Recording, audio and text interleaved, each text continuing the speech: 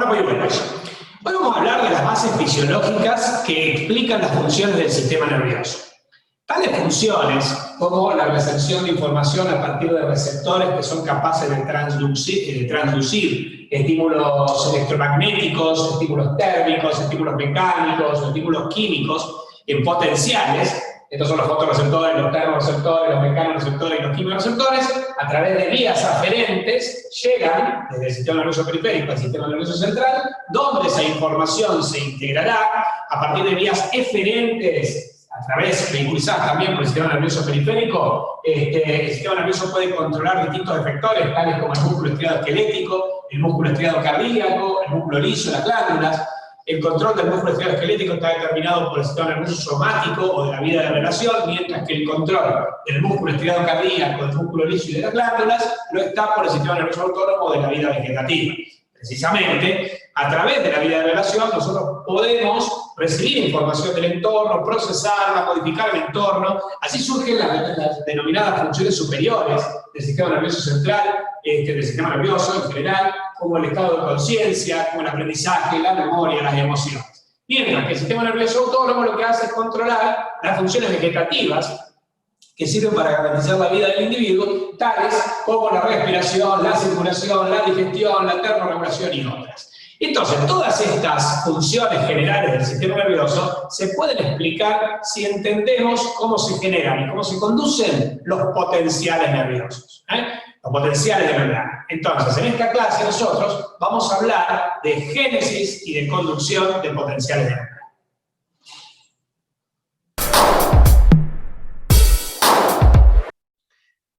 Bueno, vamos a hablar de los potenciales de membrana. Esto es de fisiología, gentileza del Instituto Tejedor. Muy bien. Generalidades. Las funciones del sistema nervioso se basan en la capacidad de las células del tejido nervioso de generar y conducir potenciales nerviosos. Eso es lo que decíamos antes.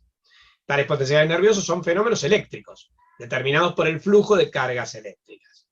Estas cargas son conducidas por iones que atraviesan la membrana plasmática por canales iónicos o por bombas, y tales iones se encuentran desigualmente distribuidos en el líquido intracelular y en el líquido extracelular. Entonces, si volvemos a analizar la composición del líquido del LEC, vemos que entre los iones, que a mí me interesan, tenemos el sodio, el potasio, el calcio y el cloro. El sodio está más concentrado en el líquido extracelular que en el líquido intracelular.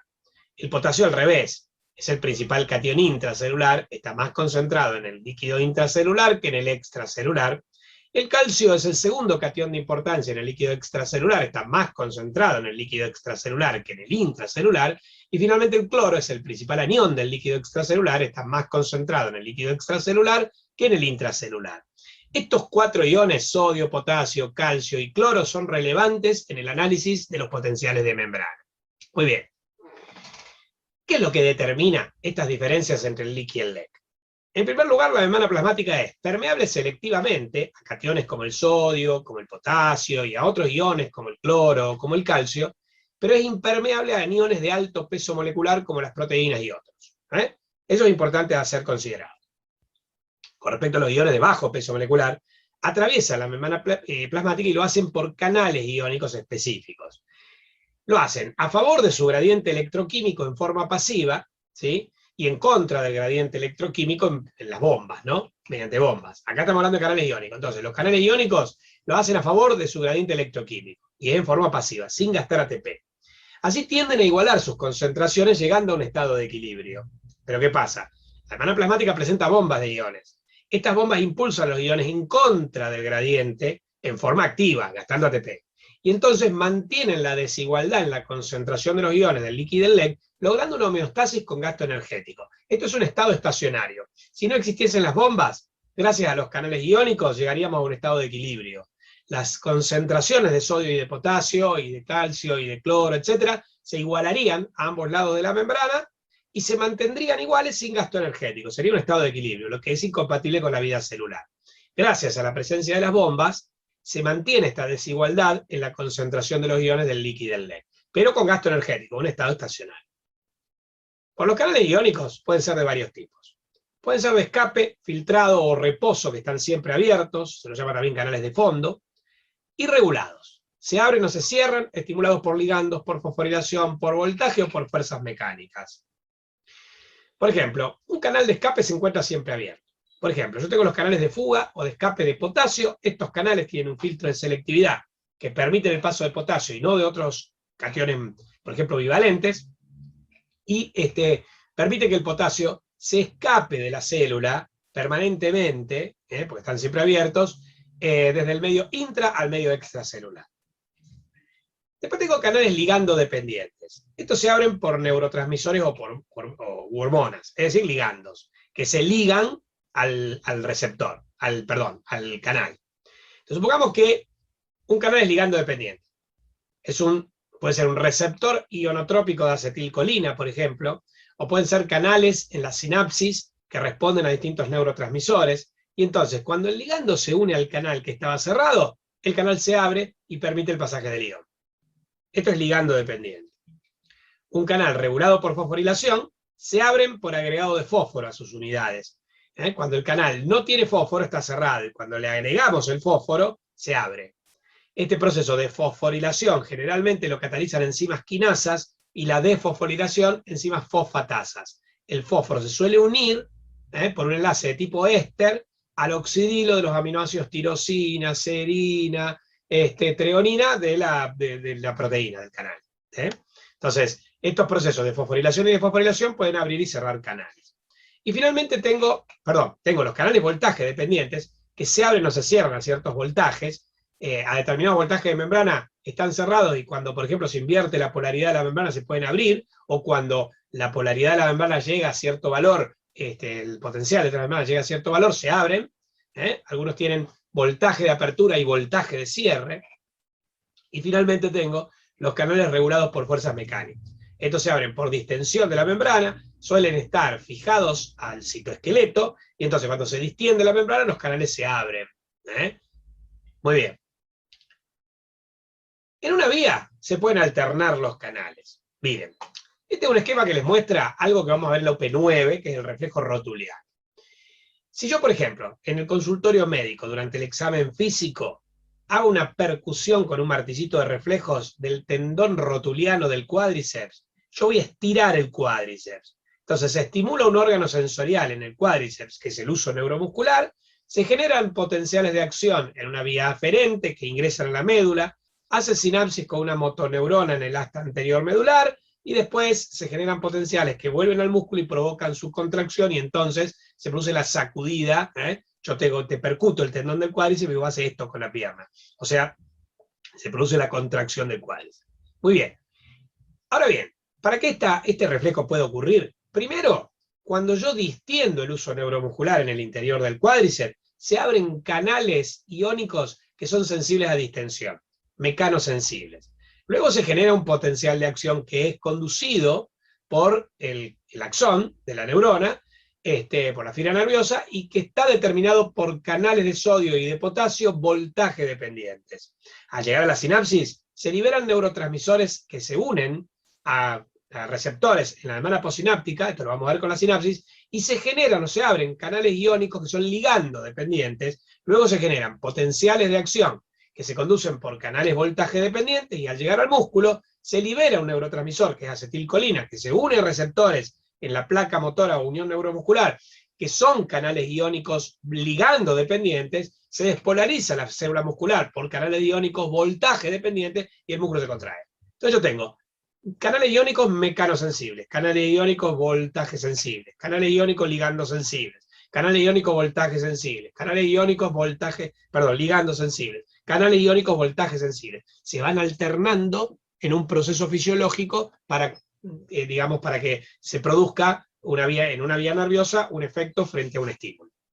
Entonces, los distintos canales son importantes y la alternancia de los distintos canales es relevante en las vías nerviosas.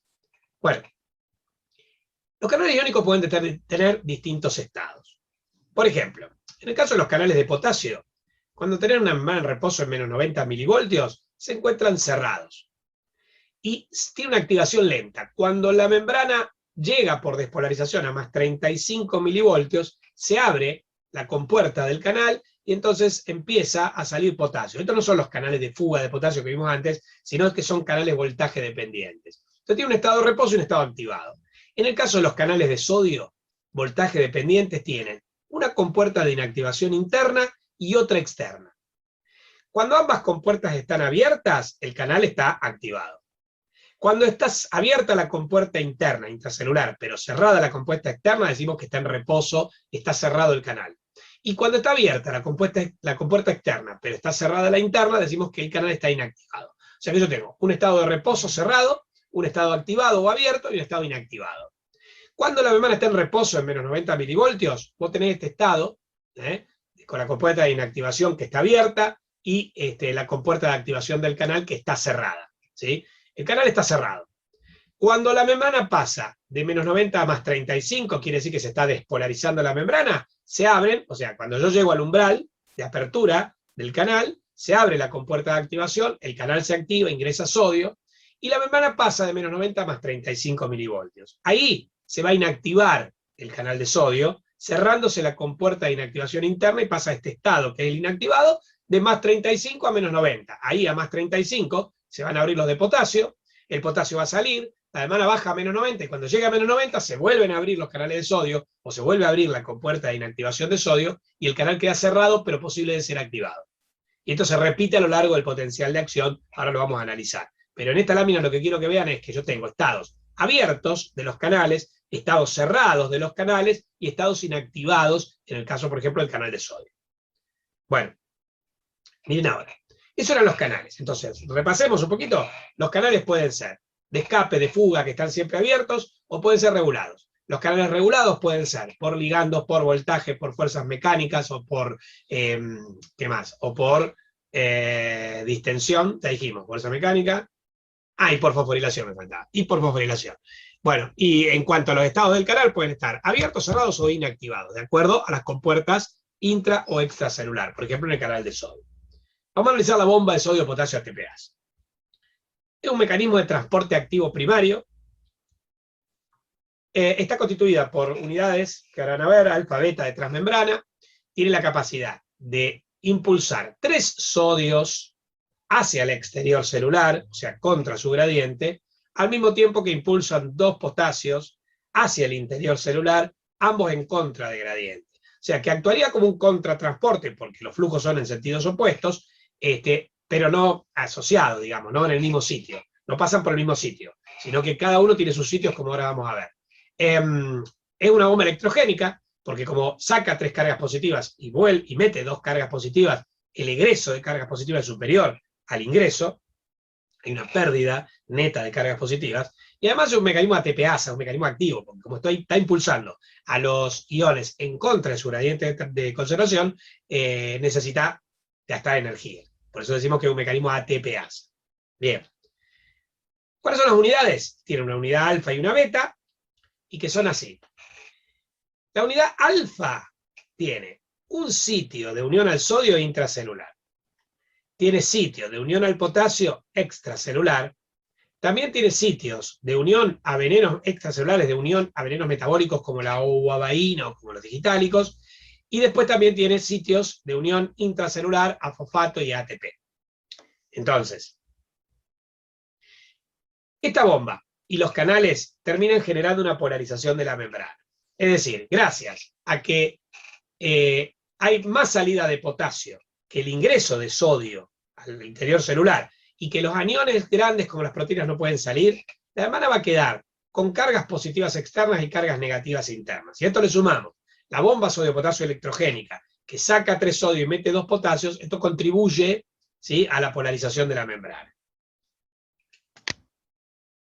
Los factores que determinan esta polaridad son la impermeabilidad de la membrana a aniones de alto peso molecular que se quedan del lado de adentro, las proteínas.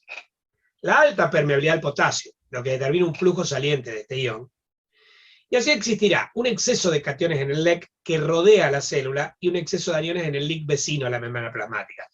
En sí, en el LEC y en el LIC hay electroneutralidad, hay la misma suma de cationes y aniones, hay la misma cantidad de cationes que de aniones, pero en el LIC vecino a la membrana predominan los cationes del lado extracelular o los aniones del lado intracelular. Los iones que determinan la polaridad de la membrana son una mínima fracción del total de iones presentes tanto en el LIC como en el LEC. Solo los que están pegaditos a la membrana.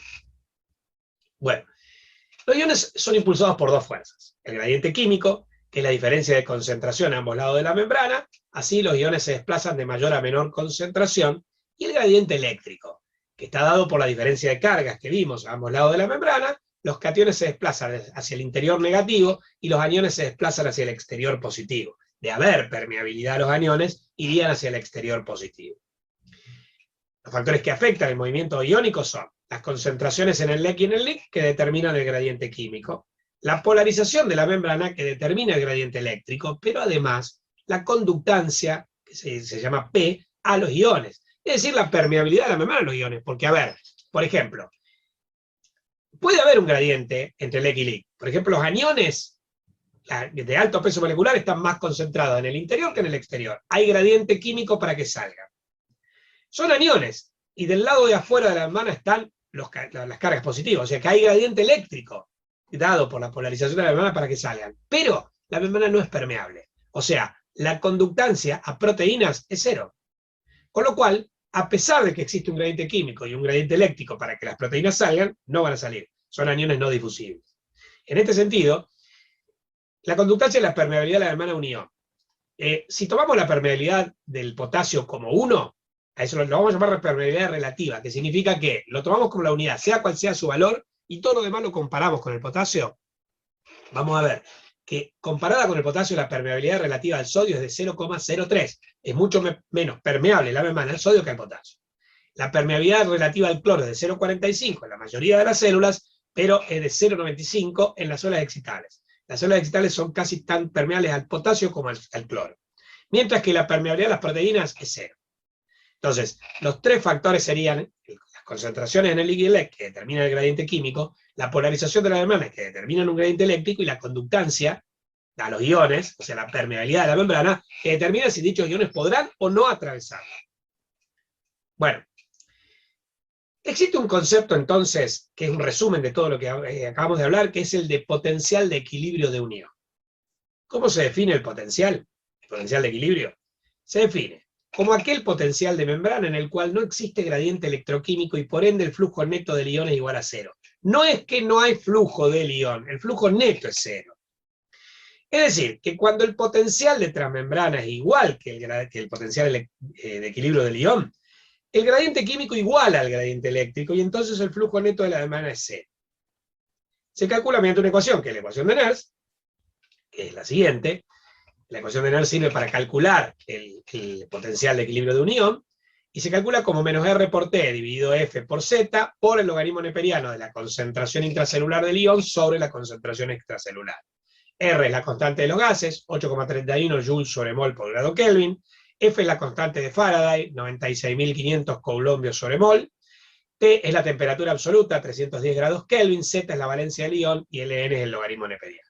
Bien, yo con esto calculo el potencial de equilibrio del ion, no es que lo tenés que calcular, por ahí tenés que saber que se calcula por esta fórmula, y tenés que saber cuáles son los potenciales de equilibrio de algunos iones. Por ejemplo, los potenciales para el sodio y para el potasio, puede variar un poquito el valor, si lo ves del Guyton, si lo ves del Legan-Taylor, si lo ves de distintos libros. Este es un esquema tomado del Guyton, que te habla de un potencial de equilibrio para el potasio de menos 94 milivoltios, y un potencial de equilibrio para el sodio más 61. ¿Qué significa que el potencial de equilibrio del potasio sea de menos 94? Que cuando la membrana, por ejemplo, de una fibra nerviosa, tiene un potencial de menos 94, las fuerzas que sacan potasio por gradiente químico igualan a las fuerzas que lo meten por gradiente eléctrico. Cuando la membrana tiene un potencial de menos 94, hay cargas negativas internas, cargas positivas externas, la membrana está polarizada, y las fuerzas químicas igualan a la eléctrica. Entonces el potasio no es que no sale, pero por cada potasio que salió por gradiente químico, uno entró por gradiente eléctrico, entonces el flujo neto es cero. Ese es el potencial de equilibrio del potasio. Con respecto al del sodio, para que lleguemos al equilibrio del sodio, la membrana tiene que tener una polaridad inversa. Tiene que tener cargas positivas internas y negativas externas. Tiene que tener un potencial de transmembrana de más 61 milivoltios. El potencial de transmembrana se informa interior respecto de exterior. Si yo te digo más 61, significa que las cargas positivas están dentro de la célula. Estamos en interior positivo respecto de exterior. Cuando la membrana alcanza un potencial de más 61, el sodio sale por gradiente eléctrico, pero entra por gradiente químico, pero por cada sodio que ingresa por gradiente químico hay uno que sale por gradiente eléctrico, el flujo neto es cero. Alcanzamos el potencial de equilibrio del sodio. Entonces, ese potencial de transmembrana es la diferencia de potencial en milivoltios entre el LIC y el LEC medido a través de la membrana. Se mide con un electrodo positivo o explorador ubicado dentro de la célula y otro negativo o de referencia ubicado por fuera. Ambos conectados a un galvanómetro voltímetro que es un medidor de voltaje. Entonces yo coloco un electrodo explorador dentro de la célula, el electrodo positivo, que es un electrodo de plata y de cloruro de plata, y el electrodo de referencia negativo lo pongo al lado de afuera. Ambos están conectados a un medidor de voltaje que va a medir la diferencia de voltaje entre estos dos, o sea, el potencial de transmembrana es un valor relativo, ¿sí?, que marca la diferencia entre estos dos, y el galvanómetro voltímetro siempre informa interior respecto de exterior, o sea, lo que marca el electrodo explorador respecto del electrodo de referencia. Si yo te digo que es menos 90, quiere decir que el interior es 90 milivoltios más negativo que el exterior. O sea que las cargas negativas están internas. Bueno, génesis del potencial de transmembrana en reposo. En una célula, cuyo potencial de transmembrana es de menos 90, como puede ser una neurona sensitiva o una célula muscular estriada esquelética, el flujo pasivo de iones potasio a través de canales de escape, de fuga, determina de los menos 90, menos 86 milivoltios. O sea, casi todo este potencial está determinado por flujo pasivo de iones. La bomba, que decíamos que era electrogénica, al sacar 3 sodios y meter 2 potasios, aporta 4 milivoltios a esta diferencia. O sea que estos menos 90 estarían dados, menos 86 por el flujo pasivo de iones potasio y menos 4 por la bomba. Aporta un poquito de electrogénesis. En resumen, el mecanismo principal en la génesis del potencial de transmembrana es el flujo pasivo de iones potasio con un pequeño aporte de la bomba. Miren, supongamos que yo tengo una fibra nerviosa que solo tuviese canales de potasio. El potasio va a salir, porque adentro hay 140 miliequivalentes por litro y afuera 4, y entonces la membrana va a alcanzar exactamente el potencial de equilibrio del potasio, que es de menos 94 milivoltios. Ahora, si yo al potasio, además le agrego a la membrana, le agrego canales de sodio, como el sodio afuera tiene 142 miliequivalentes y adentro 14, el sodio va a entrar. Ahora, en una membrana que tiene 4 veces más canales de potasio que de sodio, sale más potasio que el sodio que entra. Entonces el potencial de equilibrio, el potencial de transmembrana va a estar más cerca del equilibrio del potasio, aunque no exactamente igual. Va a ser de menos 86. No llega a los menos 94. ¿Por qué? Porque parte del sodio ingresa, tratando de llegar a los más 61 milivoltios, que es el potencial de equilibrio del sodio, pero no lo alcanza, ¿sí? Entonces, el potencial de transmembrana va a estar más cerca del equilibrio del potasio, menos 94, que el del sodio. Se va a establecer en menos 86. Bueno, si a esta situación, flujos pasivos de iones por canales iónicos, le agrego la bomba, que al sodio que entró lo saca y al potasio que salió lo mete, esto le agrega 4 milivoltios más y el potencial de transmembrana se estabiliza en menos 90 milivoltios. ¿Estamos? O sea, si solo hubiese canales de sodio, una membrana tendría un potencial de más 61 milivoltios. No hay ninguna membrana del cuerpo así. Si solo tuviese canales de potasio, el potencial sería menos 94. Tampoco existen membranas así. Si existiesen solo canales de potasio y de sodio, con más canales de potasio que de sodio, sin bombas, el potencial sería menos 86. Pero después desaparecería porque alcanzaría el equilibrio, lo que dijimos antes, no podría mantenerse.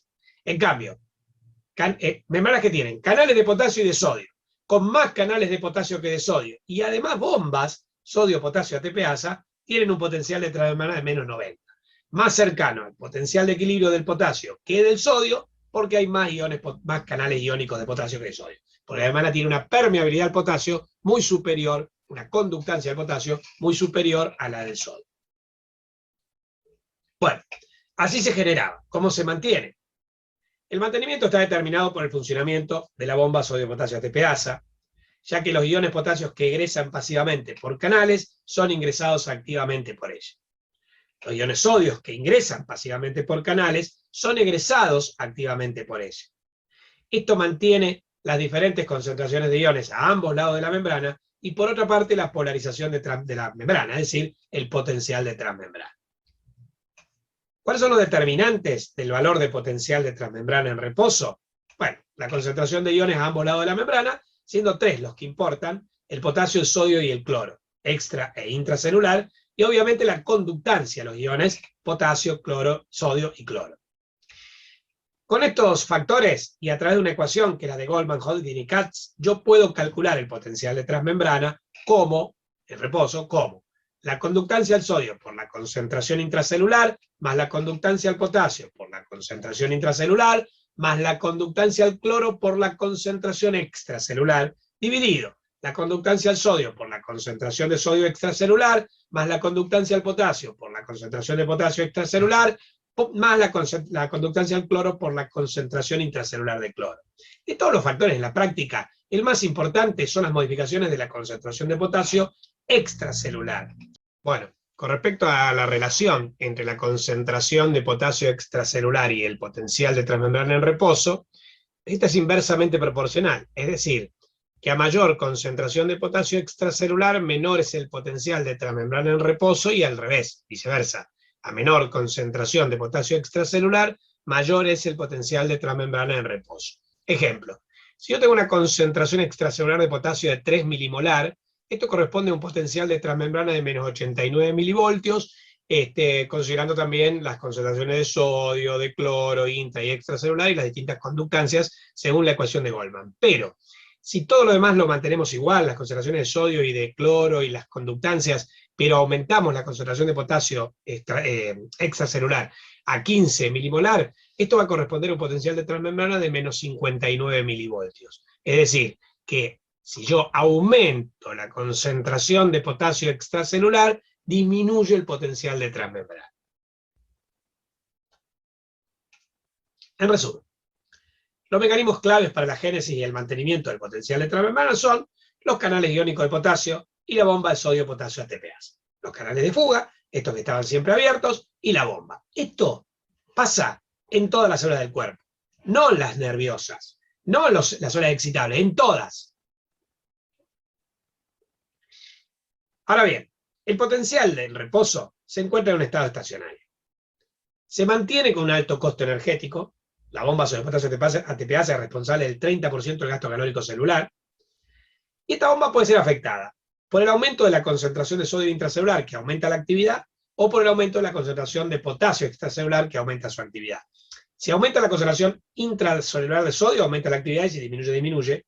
O sea, la actividad de la bomba es directamente proporcional a la concentración de sodio intracelular, y lo mismo con la concentración de potasio extracelular. Si aumenta, aumenta la actividad de la bomba, y si disminuye, disminuye. Además, puede ser afectada por venenos metabólicos, venenos, muchos de ellos vegetales, como la bovaína, los digitálicos, que disminuyen la actividad de la bomba al bloquearla. Bueno, en las distintas, decíamos que toda célula tiene un potencial de transmembrana en reposo. Es siempre negativo, porque toda célula es más permeable al potasio que al sodio. Se encontrará más cerca del potencial de equilibrio del ion más permeable en dicha membrana, que es casi siempre el potasio. El otro ion, para el cual las membranas son muy permeables, es el cloro, y el cloro tiene un potencial de equilibrio cercano al del potasio, alrededor de menos 90. O sea que el potencial de transmembrana en reposo en algunas células coincide con el potencial de equilibrio del cloro, está cerca del de potasio y muy alejado del sodio. O sea, una membrana que tenga un potencial de transmembrana de menos 90 en reposo, coincide con los menos 90 del potencial de equilibrio del cloro, está cercano a los menos 94 del potencial de equilibrio del potasio, y muy lejano a los más 61 del potencial de equilibrio del sodio. Siempre tomando como datos los potenciales de equilibrio según el Guyton, que puede variar un poquito en los distintos libros. Pero ningún libro te va a decir, por ejemplo, que el sodio tiene un potencial de equilibrio negativo o que el potasio es positivo. Bueno, sin embargo, su valor varía en las distintas células. Esto se debe principalmente a las diferencias en la conductancia de los iones en las distintas membranas. Por ejemplo, en las neuronas motoras, yo tengo una conductancia al potasio de 100, una conductancia al sodio de 4 y una conductancia al cloro de 45. Con esas conductancias, más las concentraciones intra y extracelulares, y según la ecuación de Goldman, el potencial de transmembrana de reposo es menos 70 milivoltios. En cambio, los miocitos estriados, que tienen una conductancia al potasio igual al de las neuronas motoras, 100, pero tiene menor conductancia al sodio, tiene una conductancia de 1, y tiene menor conductancia al cloro de 10, el potencial de membrana de reposo es de menos 90. Entonces, varía. En todas células es negativo, pero varía según la conductancia de los iones. Las neuronas motoras tienen un potencial de transmembrana en reposo de menos 70, las neuronas sensitivas de menos 90, el músculo estriado de menos 90, el músculo liso de menos 60, o de menos 56, entre menos 50 y menos 60. Entonces, depende de la célula en cuestión, pero siempre es negativo. Bueno, y así llegamos a los tejidos excitables. Toda célula tiene un potencial de transmembrana en reposo, que está generado por flujos pasivos de iones, por la mayor conductancia al potasio que al sodio, y está mantenido por la bomba sodio-potasio ATPase. Pero solo algunas células pueden sufrir amplias variaciones, aunque en forma transitoria, de dicho potencial de transmembrana. Esto es lo que caracteriza a los tejidos excitables. Son aquellos que pueden sufrir modificaciones transitorias de su potencial de transmembrana por apertura de canales de sodio, de calcio, de cloro o de potasio, hecho que causa fenómenos despolarizantes o hiperpolarizantes del tipo de los potenciales locales o de acción. La excitabilidad es la capacidad de una célula de modificar su potencial de transmembrana frente a un estímulo. Bueno, ¿cuáles son los tejidos excitables? Dos, de los 4 tejidos fundamentales del organismo, que son el epitelial, el conectivo, el nervioso y el muscular. Solo el nervioso y el muscular, en todas sus categorías, liso, estriado, esquelético y cardíaco, son excitables. Hay algunas células, como las células beta del páncreas, que segregan insulina, que pueden modificar transitoriamente el potencial de transmembrana en respuesta a los estímulos, pero no se habla en estas células de excitabilidad, de despolarización, de nada de esto. Entonces nos quedamos con que los tejidos excitables son el tejido nervioso y el muscular. Bueno, ¿qué es un estímulo? Se denomina estímulo a todo fenómeno energético que es capaz de generar excitación, es decir, cambios en el potencial de transmembrana de una célula excitada. Este estímulo puede ser, en los receptores sensoriales, una energía mecánica, química, térmica o electromagnética según el tipo de receptor. Esto lo vamos a ver en la UPE8, cuando hablemos de fisiología sensorial. Pero yo tengo 4 tipos de receptores según su estímulo adecuado. El estímulo más adecuado para generar un potencial en los mismos. Ellos son los fotorreceptores, que responden a la energía electromagnética de la luz, los termorreceptores, de frío y de calor, que responden a la energía térmica, los mecanorreceptores, los receptores de tacto, presión, los del oído, etcétera, que responden a energía mecánica, y los quimiorreceptores, como los que responden, por ejemplo, los del gusto y el olfato a distintas sustancias químicas. Entonces, según el receptor sensorial, son distintos tipos de energía, mecánica, química, térmica o electromagnética, la que actúa como un estímulo del mismo. Ahora bien, en la membrana de las neuronas, a nivel, por ejemplo, de una sinapsis, los estímulos son sustancias químicas, neurotransmisores, que actúan sobre receptores de los mismos, que serían canales iónicos ligando dependientes, y que provocan la génesis de potenciales. Bien, cuando hablamos de despolarización, hablamos de un fenómeno según el cual el potencial de transmembrana se hace menos negativo, se acerca a cero. Esto puede ser causado por ingreso de cationes. O sea, cuando aumenta la permeabilidad, la conductancia al sodio, que causa ingreso de sodio, o cuando aumenta la conductancia al calcio, que causa ingreso de calcio. Tiene que ingresar un catión para que se despolarice la membrana. Durante la despolarización, el potencial de transmembrana se acerca al potencial de equilibrio del sodio, más 61 milivoltios. No lo va a alcanzar nunca, pero se acerca a este valor. En cambio, cuando hablamos de hiperpolarización, hablamos de hiperpolarización cuando ocurre un fenómeno según el cual el potencial de transmembrana se hace más negativo, se aleja de cero. Esto puede ser causado por egreso de cationes, como el potasio, o por ingreso de aniones, como el cloro. Tiene que aumentar la conductancia al potasio, lo que va a causar egreso de potasio, o aumentar la conductancia al cloro, lo que causará ingreso de cloro.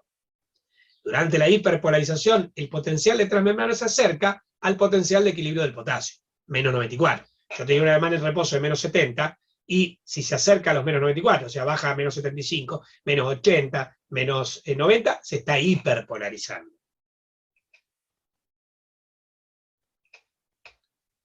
Bueno, entonces, estos fenómenos de despo y de hiperpolarización se miden con los electrodos que decíamos conectados al galvanómetro. Si yo tengo un potencial de membrana en reposo de menos 80, cuando una membrana se hiperpolariza, se hace más negativo, o sea, menos 85, por ejemplo, menos 90. Y cuando se despolariza, se hace menos negativo, incluso puede hacerse positivo. Algunos, cuando la membrana se hace positiva, a este fenómeno lo llaman sobreexcitación, inversión de la polaridad, sobretiro. Ahora lo vamos a ver eso. Pero bueno, eso es la despo y la hiperpolarización.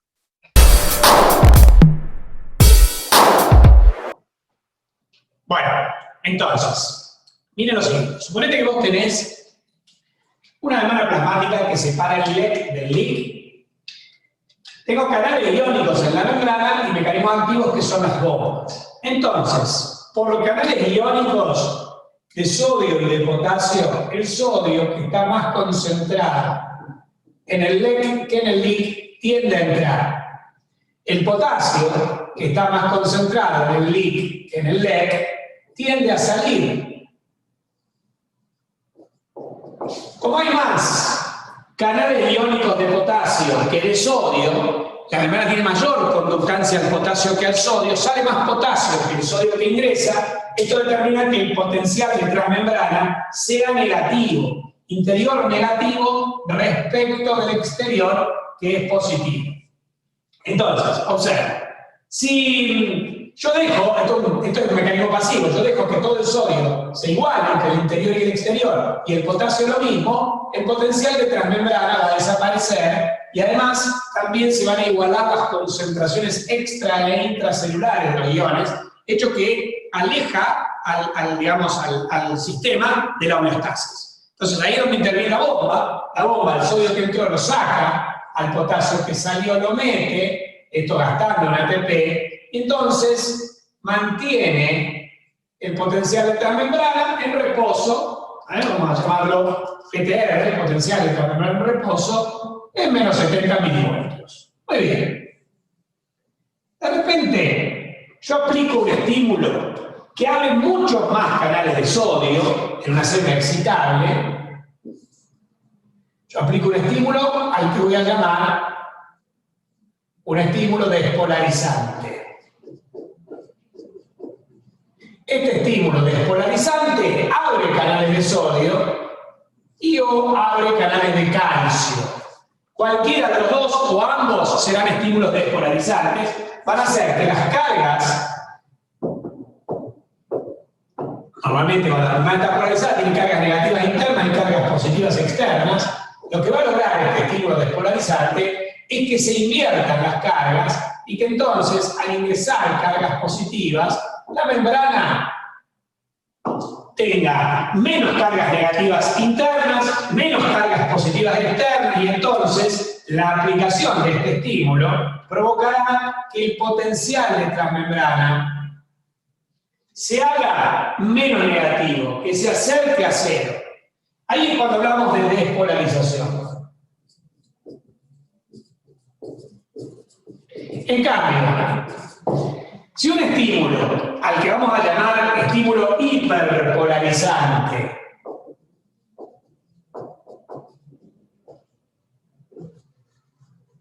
causa la apertura de canales de cloro o causa la apertura de más canales de potasio, esto va a provocar que la membrana se haga todavía más negativa en el interior. ¿Por qué? Por pérdida de cargas positivas o por ganancia de cargas negativas. En ese caso, decimos que el estímulo en cuestión es un estímulo hiperpolarizante porque el potencial de la membrana se hace más negativo, o sea, se aleja más de cero. Esta sería la hiperpolarización. En resumen, chicos, les repito lo que les acabo de decir. Yo tengo una membrana plasmática que separa el LEC del LIC. En el LEC, el principal catión es sodio, el segundo catión en importancia es calcio y el principal anión es cloro. Están más concentrados afuera que adentro. En el LIC, el principal catión es potasio, está más concentrado adentro que afuera. Y después hay aniones, que son aniones de alto peso molecular para las proteínas, para las cuales la membrana es impermeable. ¿Sí? A estos aniones la membrana es impermeable. Bien, entonces, en reposo, el potencial en todas las células es negativo. ¿Por qué? Porque hay muchos más canales de potasio que de sodio, canales que están siempre abiertos, canales de escape, canales de fondo también llamados, que son aquellos que están siempre abiertos y que permiten la salida del potasio o la entrada del sodio. Pero como la membrana tiene mayor conductancia al potasio que al sodio, sale más potasio que el sodio que ingresa, y entonces se pierden más cargas positivas que las cargas positivas que ingresan. El interior queda negativo respecto del exterior y esta situación es mantenida por la bomba sobre potasio ATPase que evita que se llegue al equilibrio. O sea que es un estado estacionario, que se mantiene con gasto energético. Entonces, el potencial transmembrana se mantiene negativo. Varía la negatividad según las células, de acuerdo a la conductividad, a la conductancia, perdón, que tienen las membranas de las distintas células a los distintos iones, ¿no?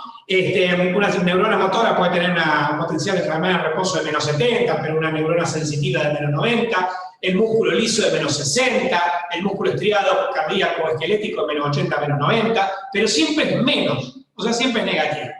Ahora bien, esta situación cambia cuando se aplican estímulos en la membrana de una célula excitable, ya sea del tejido nervioso o del tejido muscular, que abra canales de sodio, de calcio, de cloro o de potasio. Si vos abrís canales de sodio o de calcio, como estos están más concentrados en el LEC que en el LIC, el sodio y el calcio tienden a entrar. Esto hace que la membrana pierda esa negatividad intracelular, es decir, que sea menos negativa. Esto es una despolarización, cuando el potencial de esta membrana se acerca a cero. Por el contrario, si un estímulo en cuestión abre canales de cloro o de potasio, el cloro que está más concentrado afuera que adentro tiende a entrar, el potasio que está más concentrado adentro que afuera tiende a salir, y entonces esto hace que la membrana sea todavía más negativa intracelularmente. Es decir, que el potencial de la membrana se haga más negativo, que se acerque, ponele a menos 90, al potencial de equilibrio del cloro, o menos 94, que es el potencial de equilibrio del potasio. ¿Estamos? Entonces, ahí hablamos de hiperpolarización. Estos fenómenos de despolarización y de hiperpolarización que vemos, por ejemplo, en los potenciales locales a nivel de la sinapsis, son característicos de los tejidos excitables.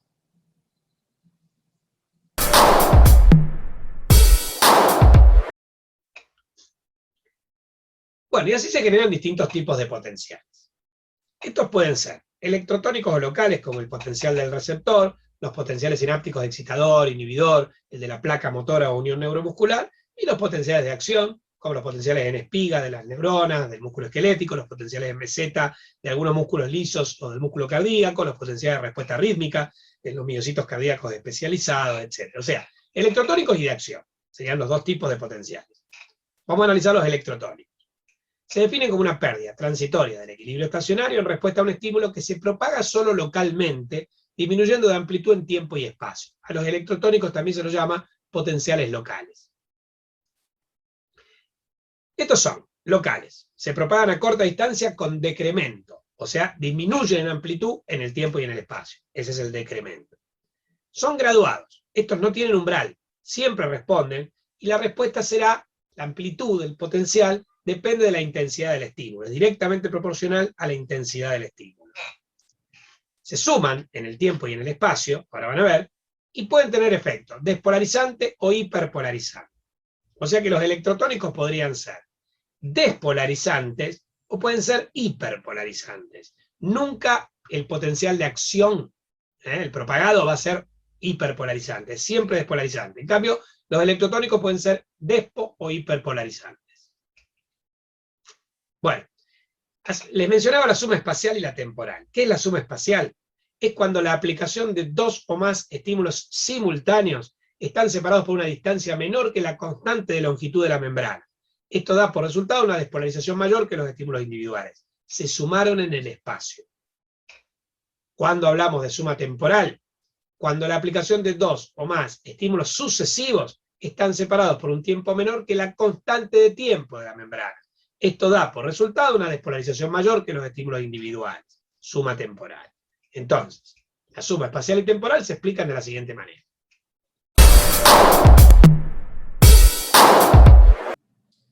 Bueno, y con respecto a los fenómenos de suma, la suma espacial y la suma temporal, esta se manifiesta de la siguiente manera, en los potenciales locales. Supongamos que tengo un potencial de transmembrana en reposo de menos 70 milivoltios, y yo voy a aplicar estímulos despolarizantes, dos estímulos despolarizantes.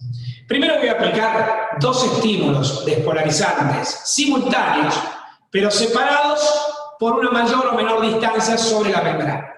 Si yo aplico dos estímulos simultáneos, o sea, al mismo tiempo, pero separados por una distancia mayor a la constante de longitud, a la constante de espacio de la membrana, que es aquella mínima distancia que tiene que separar a dos estímulos para que sean registrados como individuales, se registran como individuales. Si yo respeto esa distancia, lo aplico a mayor distancia que la mínima necesaria para que los estímulos se registren en forma individual, van a ser dos estímulos individuales, cuya intensidad dependerá de la amplitud del estímulo. Su amplitud dependerá de la intensidad del estímulo, son graduados.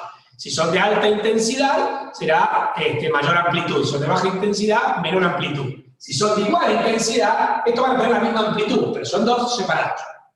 Ahora, si los mismos estímulos simultáneos los aplico sobre la membrana, pero más juntos, a menor distancia que aquella necesaria para que se registren potenciales individuales, los potenciales se van a sumar. Y en esa sumación de potenciales te va a dar un potencial de mayor amplitud. Eso se llama suma espacial. Ahora, supongamos que aplicamos ahora estímulos sucesivos, no simultáneos, sino sucesivos, uno después que el otro. Dos estímulos despolarizantes sucesivos. Entonces, supónganse que yo aplico un estímulo en este tiempo X, y otro estímulo aquí. Después de que pasa un cierto tiempo al que voy a llamar la constante de tiempo. Que la mínima latencia que tiene que separar a dos estímulos, o el mismo espacio de tiempo que tiene, el mínimo espacio de tiempo que tiene que separar a dos estímulos, para que se registren dos estímulos separados. Es decir, C y C, si yo aplico los estímulos sucesivos, pero dejando pasar un tiempo entre la aplicación del primero y la aplicación del segundo, de tal manera que se respete esta constante de tiempo, se van a registrar dos estímulos individuales, cuya amplitud dependerá de la intensidad del estímulo. Ahora, si a esos estímulos yo los aplico en forma sucesiva, pero a un tiempo menor a aquel que los tiene que separar, como para que se registren dos estímulos separados, ahí los estímulos se van a fusionar. Y nuevamente se va a registrar un estímulo de mayor amplitud ¿por qué? Porque se aplicaron, son dos estímulos sucesivos que se aplicaron, pero con un tiempo inferior a la constante de tiempo que necesitas para que se registren dos estímulos separados. Eso es la suma temporal.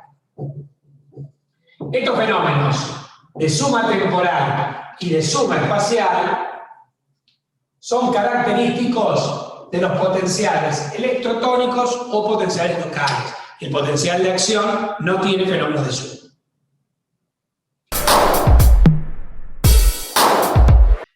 Bueno, con respecto al potencial de acción, el potencial de acción se define como una pérdida transitoria del equilibrio estacionario en respuesta a un estímulo umbral o supraumbral, propagado sin decremento a lo largo de toda la membrana de la célula excitada. O sea, así como el potencial electrotónico era sinónimo de local, el potencial de acción es sinónimo de propagado. Potencial y estímulo umbral.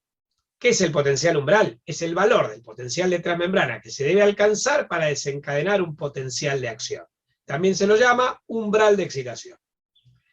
El estímulo umbral es el estímulo con intensidad y duración suficiente como para desencadenar un potencial de acción en el área de la membrana donde el mismo es aplicado.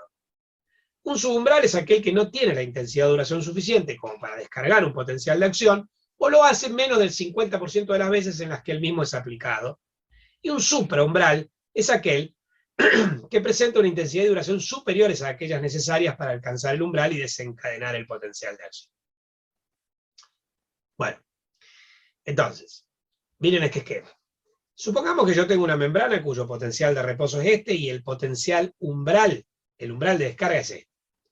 Si los estímulos son subumbrales, desencadenan un potencial local que no alcanza el umbral y no desencadena el potencial de acción. Si el estímulo alcanza el umbral o lo supera, un estímulo umbral o supraumbral desencadenará un potencial de acción. Por eso decimos que el potencial de acción es de tipo todo o nada. Si no alcanzo el umbral, nada, no lo genero. Si alcanzo el umbral, todo, no hace falta que lo supere. Aunque yo supere el umbral, aunque el estímulo sea superumbral, no es que el potencial de acción es de mayor amplitud. Lo genero todo. Entonces, es nada o todo o nada. Bueno, con respecto a los potenciales de acción, estos son propagados, o sea, se propagan largas distancias sin decremento, o sea que mantienen su amplitud en el tiempo y en el espacio, porque se propagan sin decremento. Son de tipo todo o nada. A ver, estos tienen umbral, entonces la amplitud depende de que el estímulo alcance el umbral. Si no alcanza el umbral, nada, y si no alcanza todo, es decir, es una amplitud de tipo todo o nada, no es graduada. Esta amplitud es directamente proporcional a la concentración de sodio extracelular. Así como la concentración de potasio extracelular afectaba el potencial de reposo y era inversamente proporcional, la concentración de sodio extracelular afecta al potencial de acción, a la amplitud del potencial de acción, y es directamente proporcional a la misma. Bueno, no son sumables, ni en el tiempo ni en el espacio, no presentan fenómenos de suma espacial ni temporal, y el efecto siempre es despolarizante, es decir, no existen potenciales de acción hiperpolarizantes. Bueno, tiene fases. Yo tengo dos tipos de potenciales, con meseta o sin meseta. Si tiene meseta, las fases son 0, 1, 2, 3 y 4. La fase 0 es la despolarización, la fase 1 es la repolarización inicial, la fase 2 es la meseta, la fase 3 es la repolarización final y la fase 4 es el reposo. Cuando un potencial de acción no tiene meseta, presentará una despolarización, que es equivalente a la fase 0 del potencial de acción con meseta, una repolarización, que es equivalente a las fases 1 y 3. Es como que la 1 y la 3 se fusionan porque no hay meseta. Y después tengo una post-hiperpolarización, que es el tramo final de la fase 3. Veamos esto. Este es un potencial con meseta como el potencial de acción del corazón. La fase 4 es el reposo. De repente, en la fase 0 se produce el ingreso de sodio, ¿sí? Y la membrana se despolariza. En la fase 1 hay egreso de potasio y la membrana se empieza a repolarizar. En la fase 2 o meseta ingresa calcio a la vez que sale potasio. Entonces hay como una corriente de despolarización que se opone a una de repolarización y eso me da la meseta. Después, al final de la repolarización o en la repolarización final, se abren muchos más canales de potasio, de tal manera que la fase que el potencial de la membrana se repolariza, y la fase 4 es el reposo. Entonces, reposo, despolarización, repo inicial, meseta, repo final, nuevamente reposo. Es un potencial largo, de 250 milisegundos en el corazón. En cambio, los potenciales en espiga, que no tienen meseta, son mucho más cortitos. En el esquelético, en la neurona, te dura 2 a 3 milisegundos, en una célula muscular estriada esquelética 3 a 5, pero no te van a durar 250 milisegundos porque no tienen meseta. Y tienen una despolarización, una repolarización y una post-hiperpolarización final. Bien. ¿Cuál es el evento de sucesos eléctricos que ocurre? Observen. Miren acá. El tramo 1 a 2 es el reposo. En el tramo 2 a 3 se produce el potencial umbral, se alcanza el umbral. De 3 a 4 se produce la despolarización. 3 a 4 es la despolarización. De 4 a 5 es la sobreexcitación. Pasé el 0, se invierte la polaridad de transmembrana, llega a más 35, no mucho más, nunca va a alcanzar el potencial de equilibrio del sodio. Toda esta fase de despolarización, el potencial se está acercando al potencial de equilibrio del sodio, pero no lo alcanza. ¿Sí? Ahora van a ver por qué. Se abren y se cierran canales de sodio. Bueno, y se produce lo que llaman el sobretiro, ¿sí? O sobreexcitación. Después, el overshot. De 5 a 7 es la repolarización. De 7 a 8 es la post-hiperpolarización. Esto se da porque la repolarización se produce por apertura de canales de potasio. El potasio egresa, los canales de potasio se mantienen abiertos más tiempo y entonces el potencial no se queda en reposo. Se acerca al potencial de equilibrio de potasio, pero después se produce un ajuste y en el tramo 8 a 9 se vuelve al reposo. Entonces, reposo, potencial umbral, despolarización, sobreexcitación, repolarización, post-hiperpolarización y nuevamente reposo.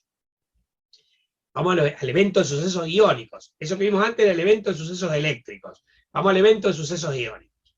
Durante el reposo, la conductancia al potasio es alta y el potasio egresa abundantemente. La conductancia al sodio es baja y el sodio ingresa menos.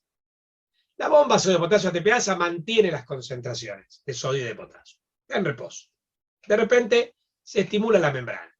Aumenta en el tejido excitable la conductancia al sodio y esto eleva su ingreso superando el egreso de potasio. Se alcanza el umbral y se descarga el potencial de acción.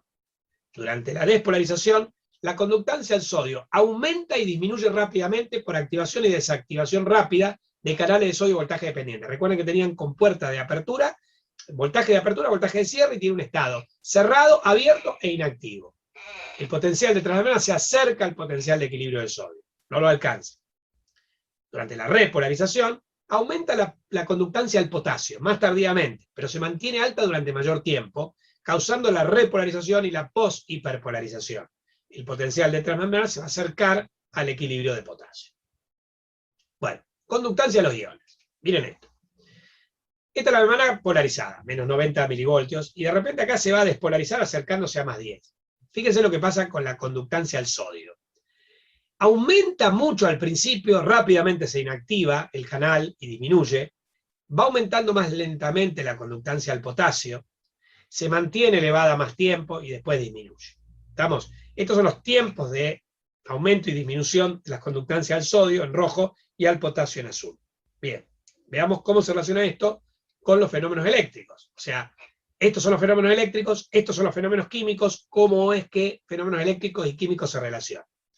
Decíamos, yo tenía la membrana de reposo, el umbral, la despolarización, el overshoot o sobretiro, y después la repolarización y la post-hiperpolarización. Bien, acá tengo cómo aumenta y disminuye la conductancia al sodio, cómo aumenta y disminuye la conductancia al potasio. Fíjense, que cuando aumenta la conductancia al sodio, la membrana se despolariza.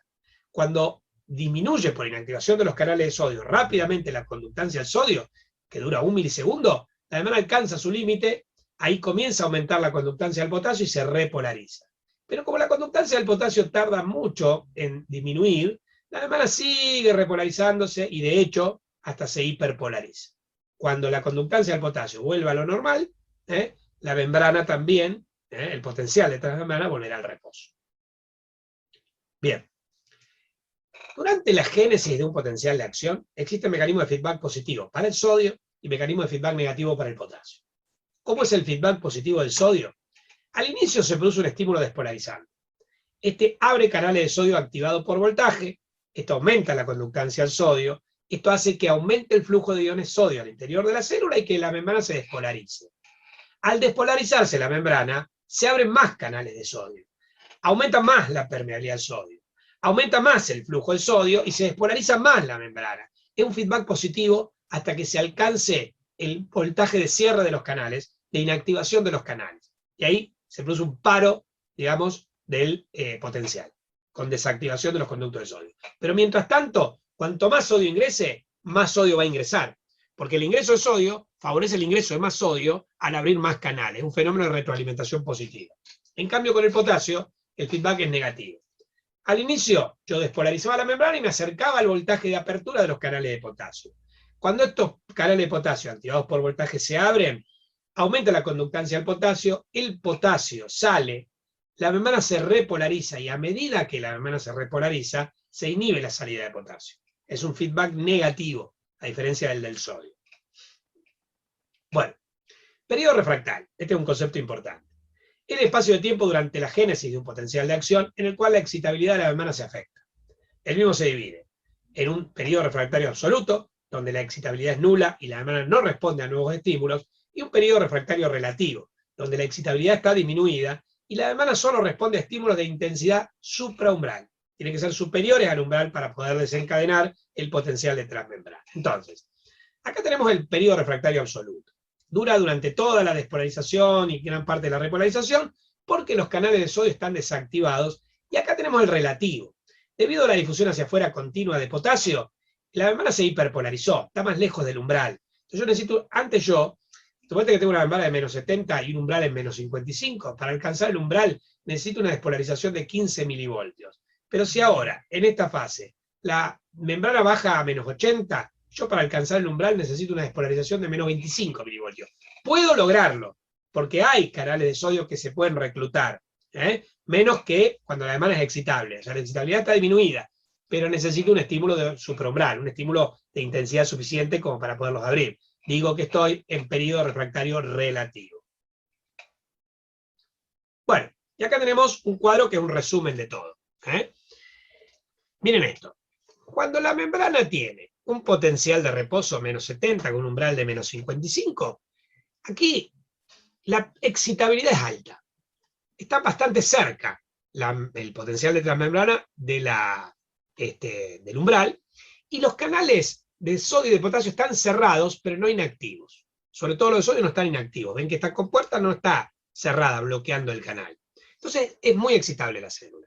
De repente llega un estímulo y la membrana alcanza el umbral. Cuando alcanza el umbral aumenta la conductancia al sodio, porque se abren los conductos de sodio, y entonces abren los conductos de sodio.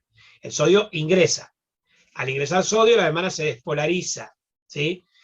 Pero enseguida, al llegar, no llega no llega al potencial de equilibrio de sodio, se inactivan los canales de sodio. ¿Ven? Están inactivados. Se abren los canales de potasio, o sea, entonces la conductancia del sodio disminuye rápidamente.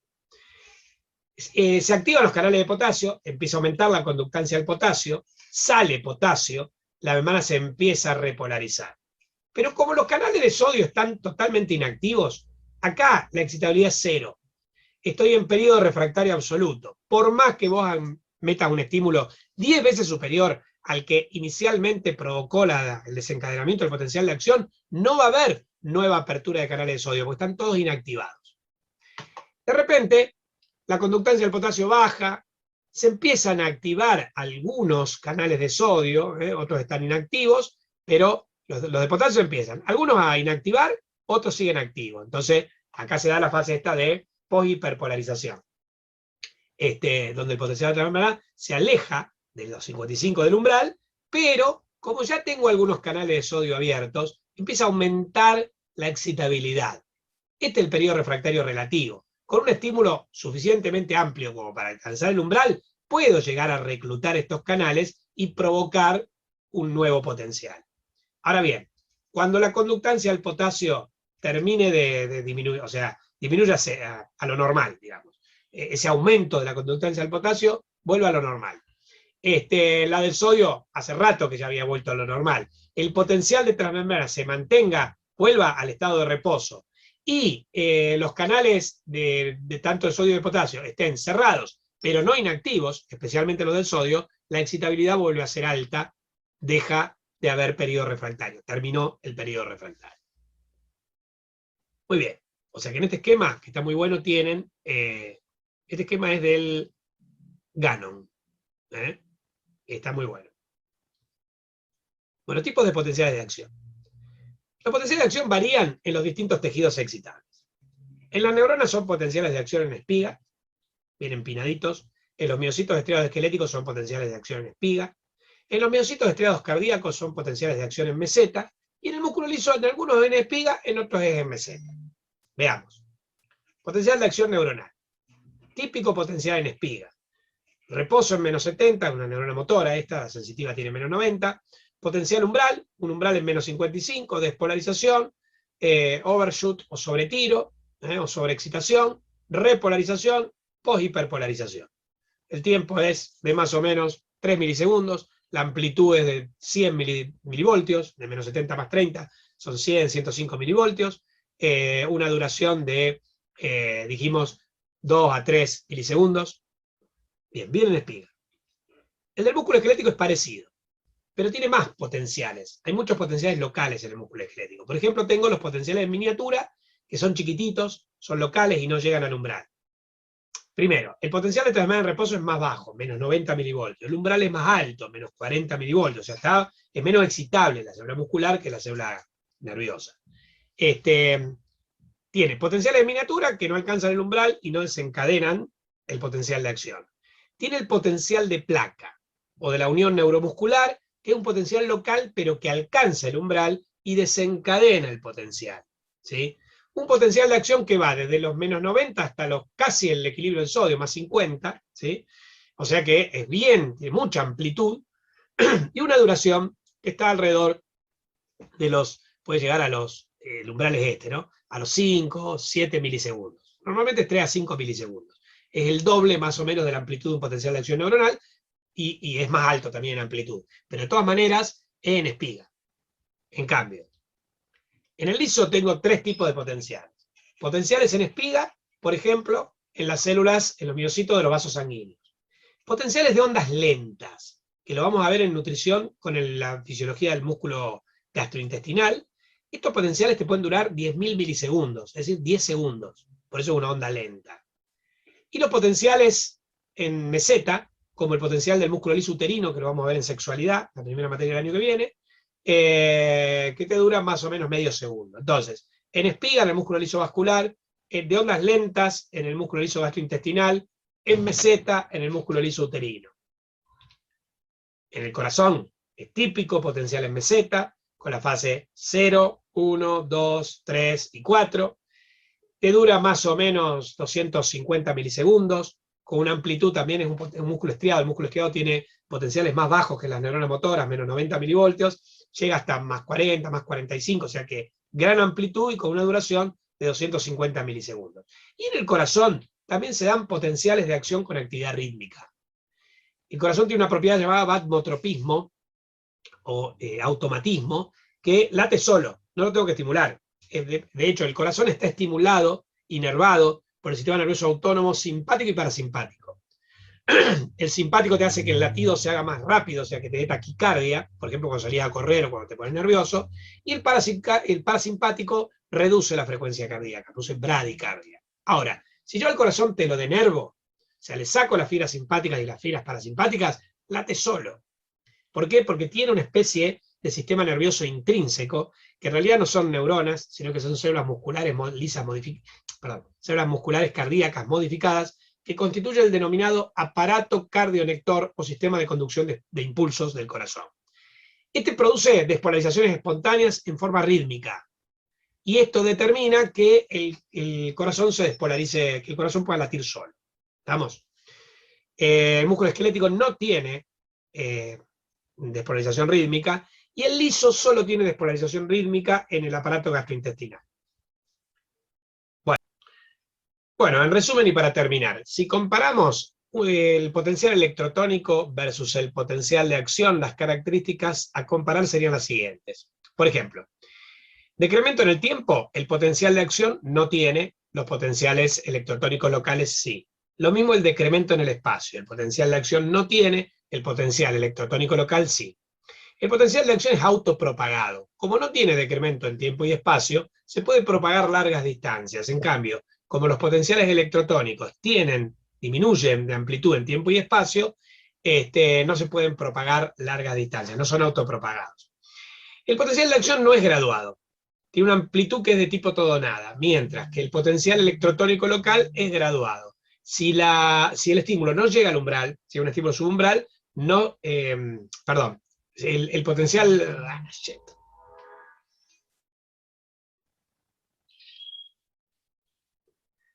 Bueno, finalmente y en resumen, comparando el potencial electrotónico con los potenciales de acción, tenemos lo siguiente. Con respecto al decremento en tiempo y espacio, el potencial de acción no tiene decremento en tiempo y espacio, y los potenciales locales sí. Por eso el potencial de acción es autopropagado, mientras que el potencial electrotónico no, es local porque tiene decremento en tiempo y espacio. Con respecto a la graduación, el potencial de acción no tiene una graduación, tiene una amplitud de tipo todo o nada, mientras que el potencial local sí. La amplitud depende de la intensidad del estímulo, es graduado. El potencial de acción tiene umbral y el electrotónico local no. Entonces, como decíamos, la amplitud de un potencial de acción es de tipo todo o nada. Si el estímulo llega al umbral, todo. Si no llega al umbral, nada. Mientras que en un electrotónico local, la amplitud es dependiente de la intensidad del estímulo. A mayor intensidad de estímulo, mayor amplitud del potencial electrotónico local. Bueno, con respecto a los fenómenos de suma, el potencial de acción no posee ni suma espacial ni suma temporal, mientras que los potenciales locales sí. Y con respecto al efecto eléctrico, digamos, en la membrana, los potenciales de acción son siempre despolarizantes. En cambio, los potenciales electrotónicos locales pueden ser despolarizantes o pueden ser hiperpolarizantes.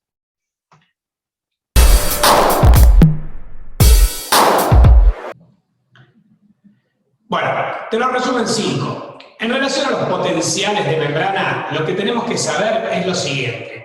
Primero, la definición. ¿Qué es un potencial de transmembrana?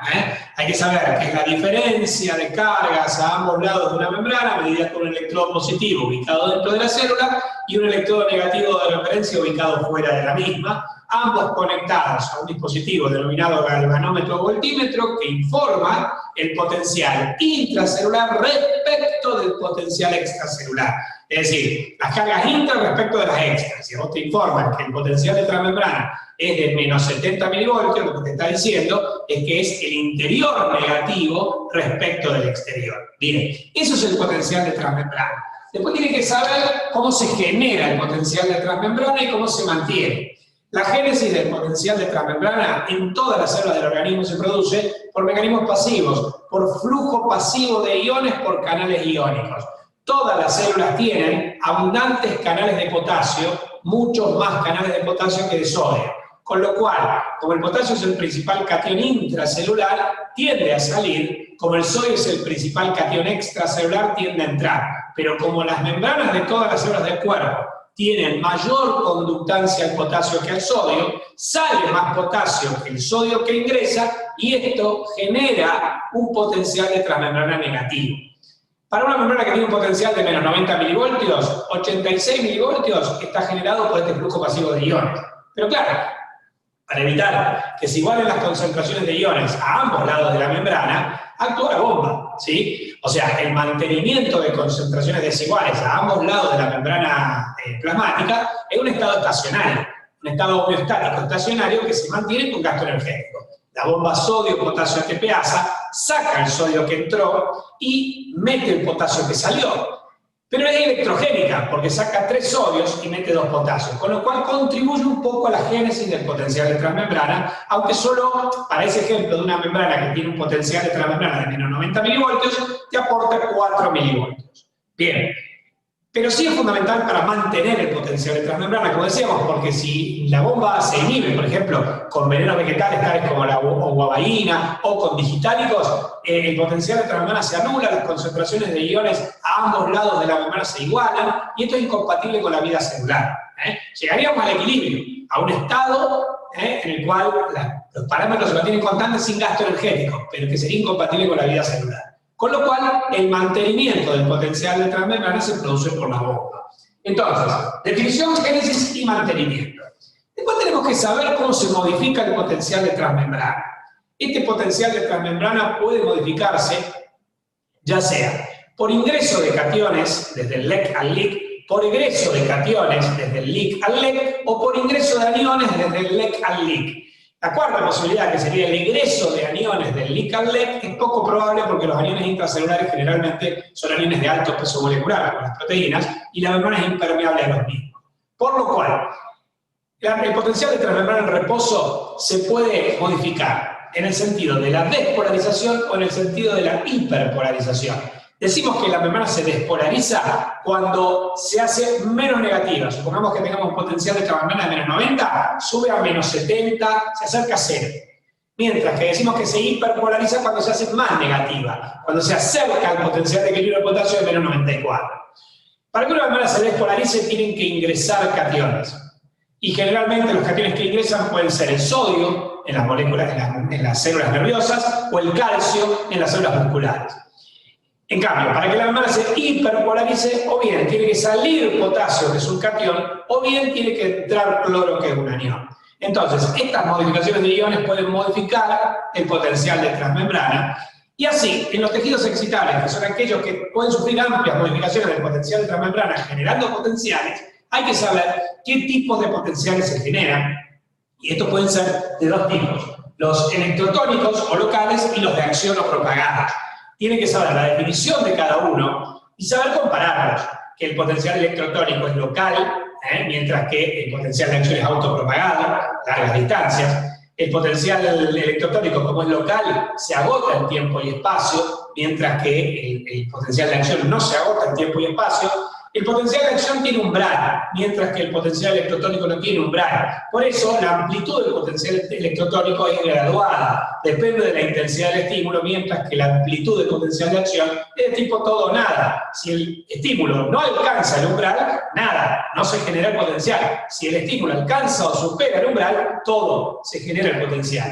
Finalmente, el potencial electrotónico presenta fenómenos de suma espacial y temporal, mientras que el potencial de acción no presenta fenómenos de suma espacial y temporal. el potencial electrotónico puede ser despolarizante o hiperpolarizante, mientras que el de acción solo puede ser despolarizante.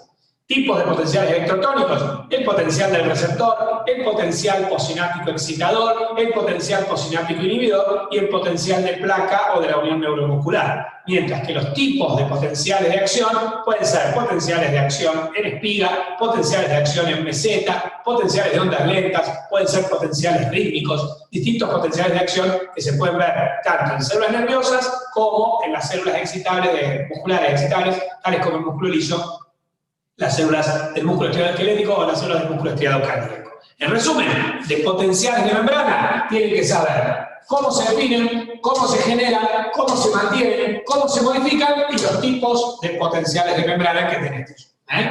Electrotónicos y de acción. Nos vemos en la próxima clase, polluelos. Sigan cuidándonos.